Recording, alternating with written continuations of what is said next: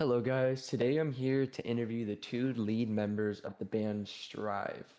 Our first question is going to be, what is your writing process like? Oh,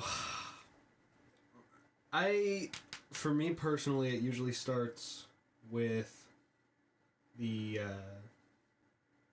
I usually start with one line. There's no real melody to it, but I come up with some kind of metaphor, some kind of representation for something I'm feeling. Um, Sometimes I expand on it, sometimes I don't, but usually I will come up with that and I'll get home, go to my piano, start writing something for it that can kind of help me get it out into the world, think about melody, think about how I want it to sound, what else I want to say about it, just keep expanding on it. And, it takes weeks of going in and workshopping lyrics and deciding what I like, what I don't like, what I want to change. For me, when I write, most of it kind of starts with a guitar riff, which is kind of obvious for me being a guitarist. But I usually just find some, progression, and then from there it usually just depends on whether I feel like writing something or am like, I guess, sort of um in a mood, or if I already have lyrics, a lot of the times I will write down like a line or two just like randomly throughout the day, and then I'll end up reusing those as I'm like messing around with my guitar. Okay, great answers from the both of you. Thank you. Our next question is going to be, what was the hardest part of starting a band and what was the process like? Finding a Oh, bassist. just finding people in general, man, Yeah. is it is Um, hard to find I people mean, who will like stay committed. yeah, Um, we had been trying to start this thing since what, like 2022. Um, yeah, I'd say. so it would have been around Christmas of 2022 where I really got into the idea of singing, and I really wanted to be in a band. And I found out that Kai played the guitar, and I was like, oh, we should totally do this. And we have this friend, Josiah, who was really interested in playing the bass at the time. And so we were really trying to lock it down and, get him in there. But I'm going to totally throw some shade at him real quick. He never practiced it, he never really got into it the way that we did. So Yeah. it was really hard to lock down a bassist and a drummer early on. We cycled through a couple people who we thought might work with us, and then just never did until eventually we landed with the lineup of the two of us and our friend Steven and our friend Diego. And we went with them for a while until they ended up graduating. We had a whole a video of like how Strive had gone through the years. Um, I'm like and 90% sure it's still up on our channel, but pretty it sure it should got be. like a copyright strike, so I don't actually know. Yeah, I don't know. I mean, he had edited songs into it, so I don't remember if we did or not. Um, but we kept on pushing forward. We found a new drummer, and we have been struggling for a bassist. But I think we've got one locked down now, though. yeah, we have. Oh, that's great. Happy for you guys. That was a nice little plug of the channel there. Um, okay, our next question is going to be, what is your favorite song you've written, whether it has been released or not? Oh, this is gonna be a good one. Okay, so Um, I'll let you do start. you, I'll let you start. okay, I'm gonna have to take these as two separate categories because it's they're two different realms for me. So, pretty soon we've got a third single coming out, and technically it's unreleased, but I'm putting it in the release category because it's with the rest of the singles. So, of the three that we've released, I think this new one is my favorite. I think it is the most emotional and raw song that I have written. and produced, because it is a very it's a very personal recapture and ballad to my best friend who passed away. And I think that song came to me very quickly. That was one of the only songs where I didn't need weeks of thinking on it and, coming back to it the whole time to create. It was one that I started working on it and it was done. And I think the instrumentation behind it, I think the lyrics are all beautiful, and yeah, it's my favorite of the released ones. And of the unreleased ones, I just sent one to Kai like yesterday that I am in love with right now. Yeah, it's dude, I'm so excited for these new ones we're working on. As for me, released wise, I think my favorite has got to be Blue.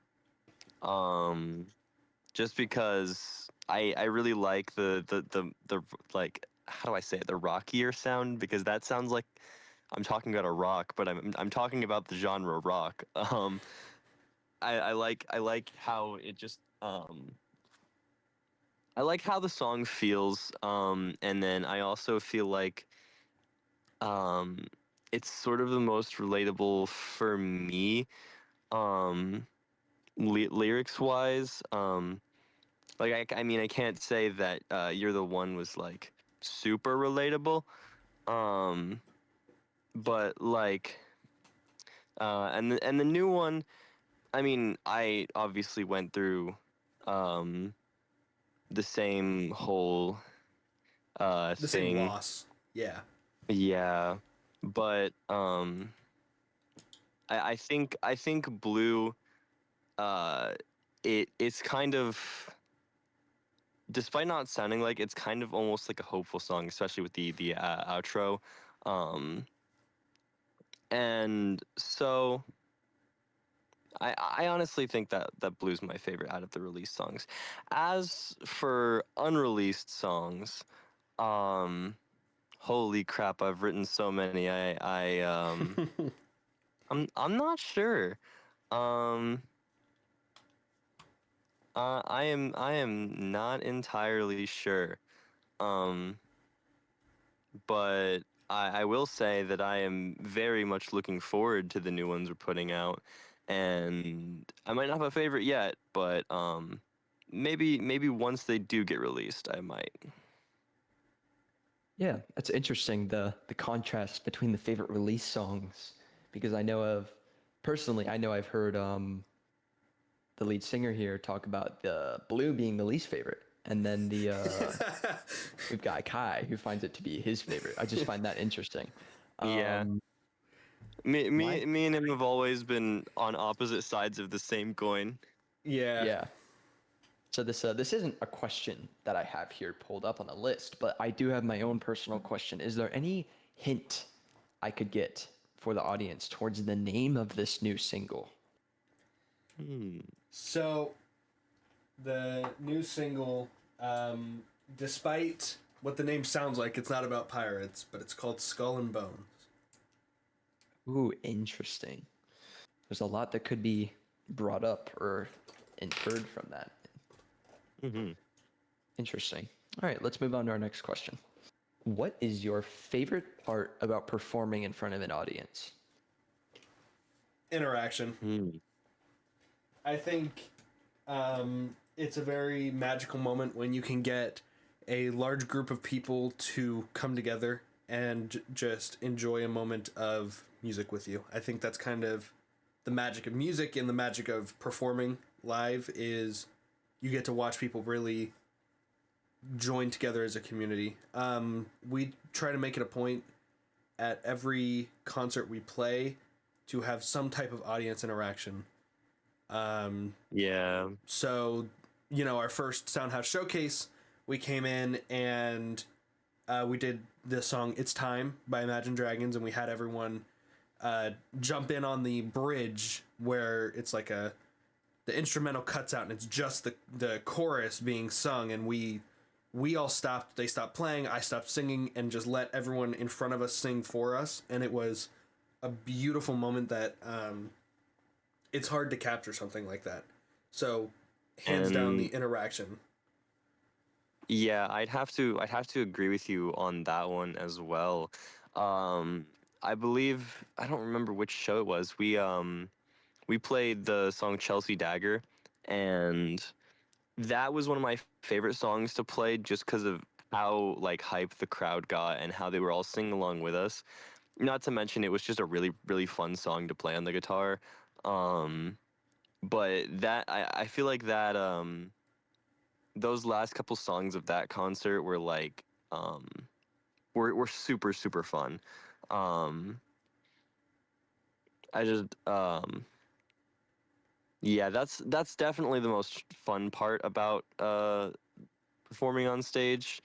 Um, It's hard to explain the feeling of being up there and being so in the moment because I don't know um, what kind of emotions Kai goes through, but for me personally, singing those songs a lot of the time, I find my own kind of solace in the lyrics. You know, I tell myself this is what they mean, at least to me, and so getting up there and singing it, it's always very emotional for me because the only way for me to sing properly is to feel that emotion. And so when I hear other people singing it with me and getting emotional with me, it's a very sweet moment. I think the concert Kai's talking about was our Love Out Loud concert, which was dedicated to our friend who Skull and Bones is also dedicated to.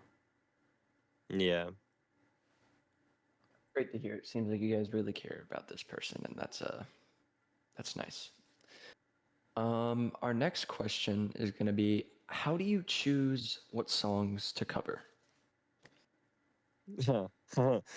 We have a very very interesting process in doing so. So Um, I we guess base I guess our main way is we sort of sit there with all the members of the band and we just go through songs that we all like.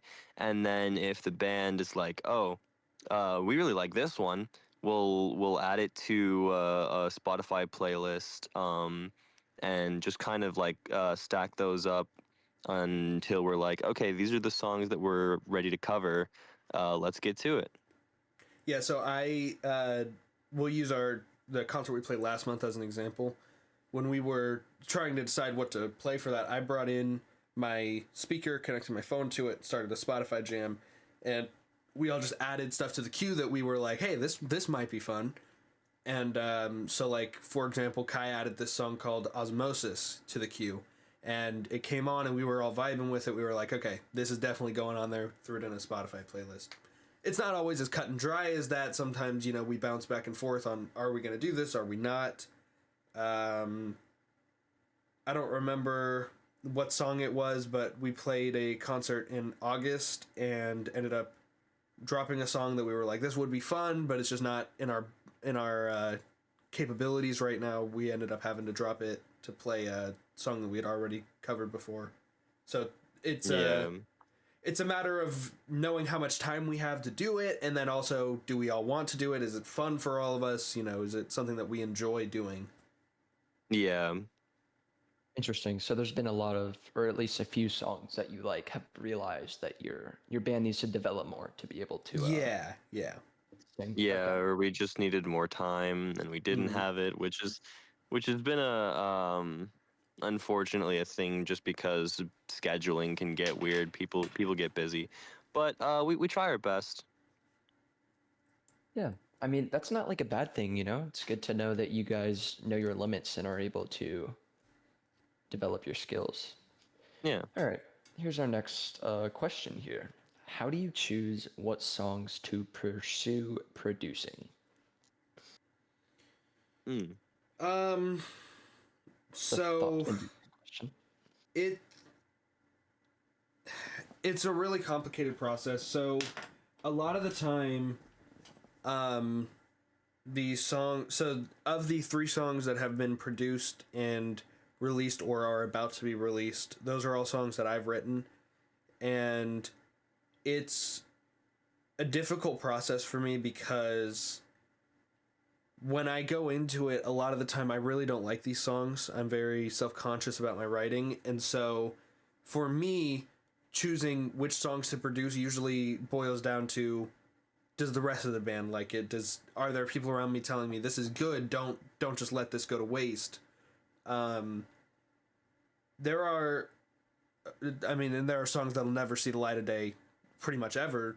We've got songs that we wrote back when we were trying to start the band that I don't think will ever get finished or produced. There's one that we even actually started working on. We had the full chords for, called "Reaching for the Ocean," but I don't think that's one that we'll ever actually finish and produce because it just doesn't feel right. Like there's just this feeling you get for some reason that tells you this is one that needs to be put out there. Yeah. Interesting.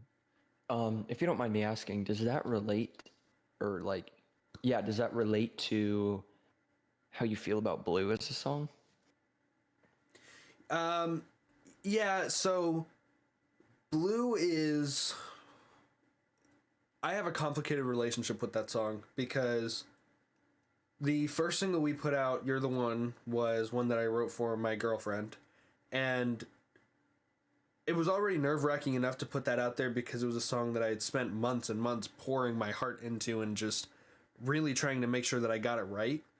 But it was about someone else. It wasn't about me, so I was that nervous, and it wasn't even a song that was focused on me.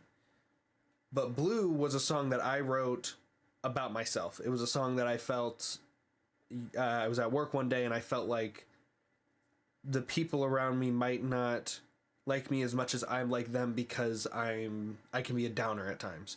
So writing that and trying to put it out there, I think part of it for me is the emotional attachment I have to these songs makes it really hard for me to totally enjoy it. You know, it makes me hard for me. It makes it hard for me to look at them objectively and say this is a good song.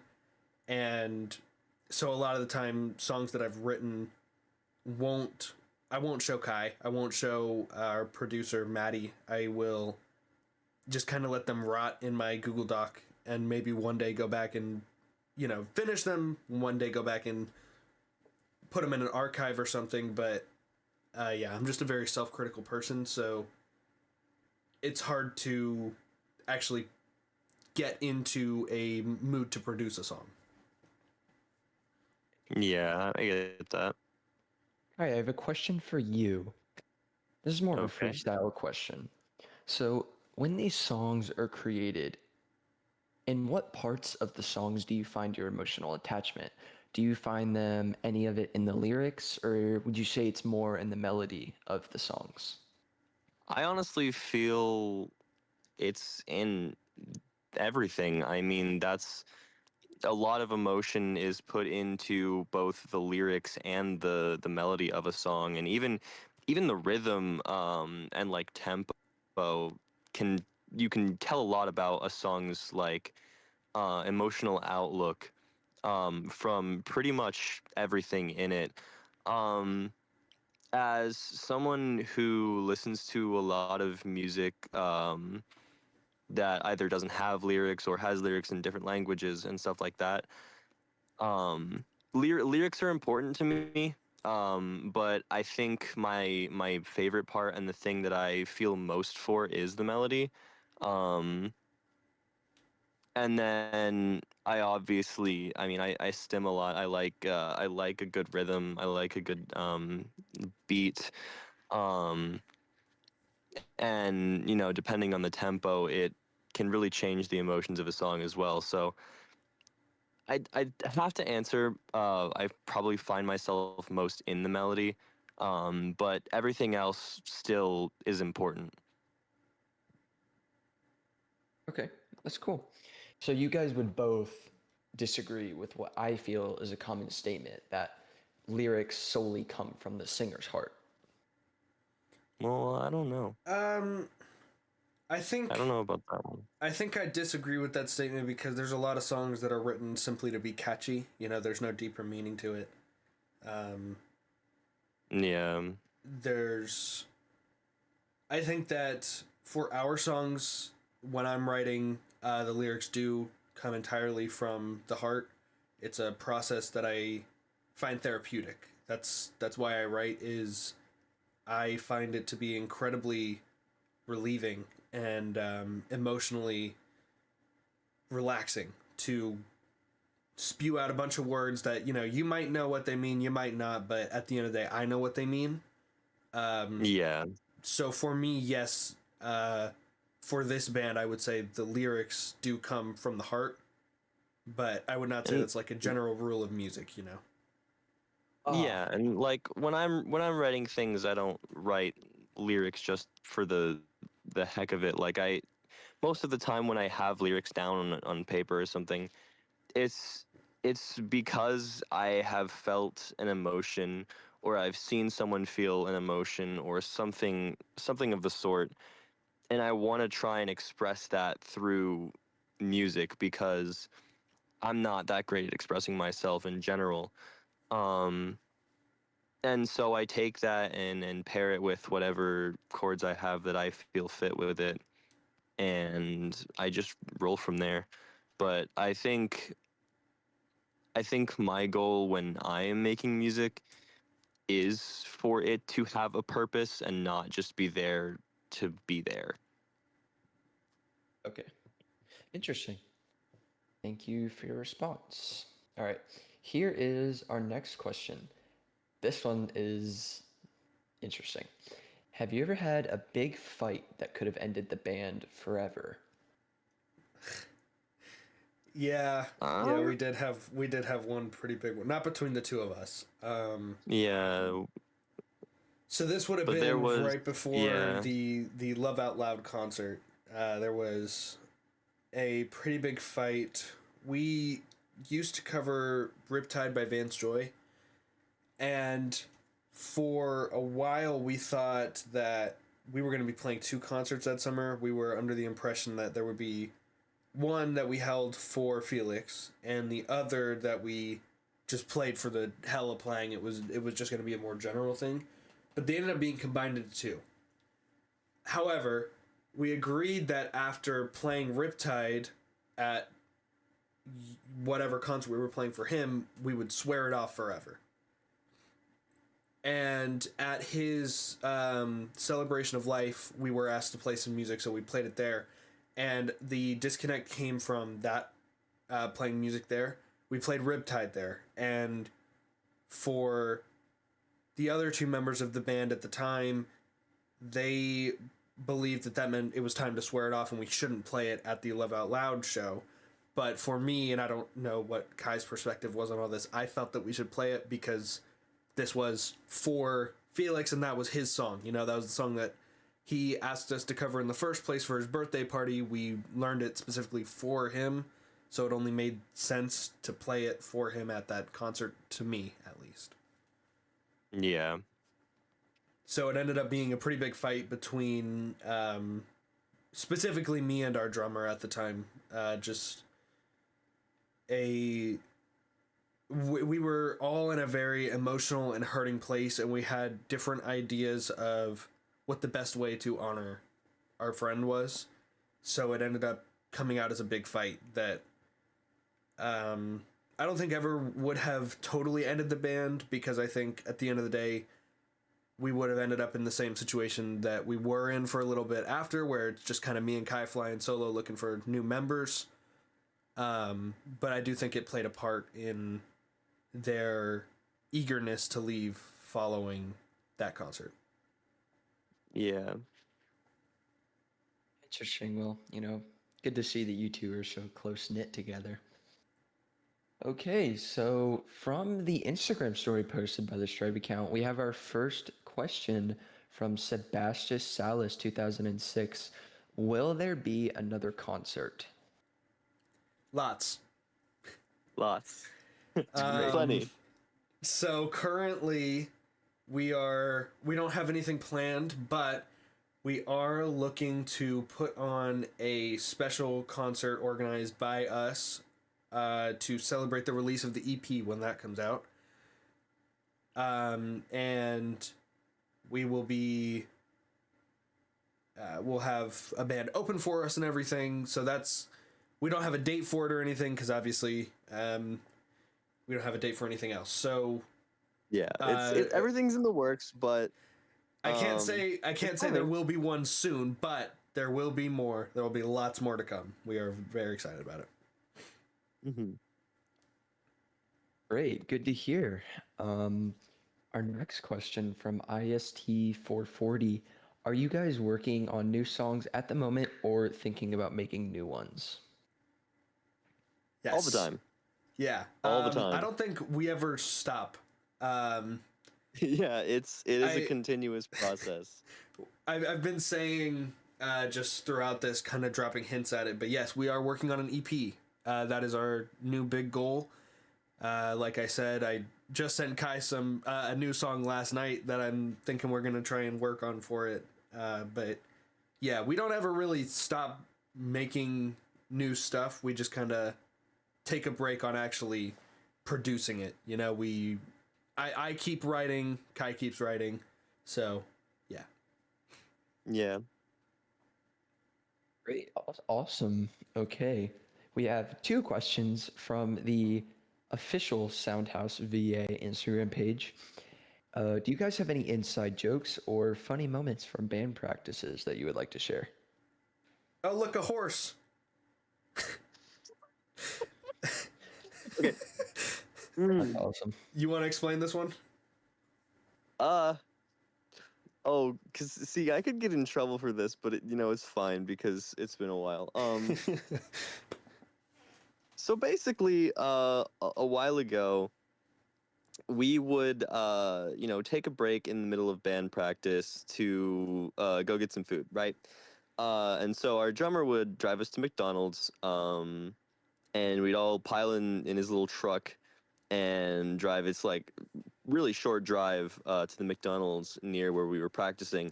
Um, and one day we were just driving on the road, um, and our bassist was sitting in the passenger seat, um, and me and me and Caleb were sitting in the back. And our bassist goes, "Oh, look, a horse!" And our drummer, who was driving, just like full on, like turned his entire body to look where the horse was while he was driving, mind you. And we were like, "Dude, stop! Will you look at the road?"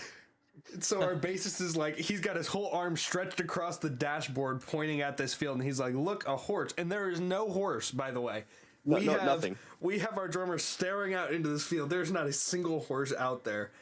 And yeah, so that's probably our biggest inside joke. At least I don't think we really have any inside jokes with the new lineup at the moment, but we're gonna be working together a lot more as we keep working on this EP. So I'm sure we'll come up with something for you on that. Yeah.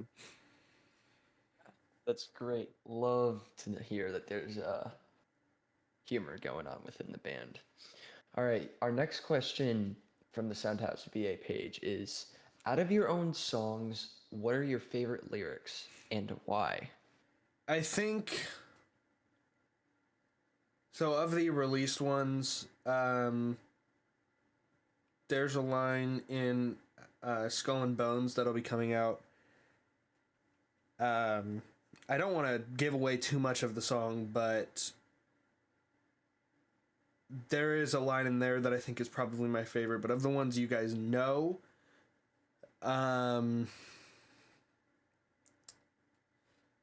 not sure. I think in terms of musically how much I like it, it's actually the line in Blue, the stop, stop, stop part where the instruments totally cut out and it's just me Oh my god. slowing it down and saying stop, stop. I was You know. I was gonna say the same thing too. So Hilarious. just musically, that would be it. Lyrically, you can pretty much pick anything out of "You're the One" and say that, but there is a line in Skull and Bones that I think is definitely my favorite of anything I've written. And there's a couple in this new song that I just wrote that I'm a really big fan of too. So Yeah, and you guys will just have to stay tuned for those ones. Interesting. It's very exciting to hear about the new song coming up. Okay. Hmm. All right. We have a question from M underscore and cheese. What artists inspire you guys the most? I wonder. Hmm. So, if you would have asked like a year ago, it would have probably just been like Imagine Dragons. Imagine Dragons. Yeah, that would But have been the answer. I think over this past year, we've really grown as a band. Whereas we covered a lot of Imagine Dragons in the past because they were easy and, you know, they were kind of recognizable and catchy. Yeah, and we were just starting Over out. over the past year, we've become really big fans of Good Kid. I don't think we've played a concert this year without at least one Good Kid song in the lineup. Yeah, And um, it's, I would say at the moment, they are probably our biggest inspiration and influence. and I'd agree with that. I find myself a lot of the time thinking, how can I make this song? You know, I write these lyrics and they're not like happy lyrics, but how can I make it sound fun still? You know, how can I not make it just another sad song with a gentle piano in the background? And I think they do a really good job of that. So I would say they're probably our biggest inspiration at the moment. Yeah, I think we take a lot of inspiration from indie stuff like them in general. Um, like I know we're technically supposed to be like pop rock, um, but I feel like we also have a sort of indie sound to us as well. Like like how Good Kid is. Um, so yeah, I would also agree that they are probably our biggest inspiration. Great. Awesome. All right. And our final question from poprox.popcart. What is your favorite memory of rehearsal? I don't know. I mean, Plenty. We've had We've been doing we've this had a for two lot. years now. So I think it would have been very early on in the band's life. We were the first thing we ever really played was Felix's birthday party. He asked us to do a special set for his birthday party that would be like our test run before the Soundhouse Showcase that year and give us a good chance to perform in front of people.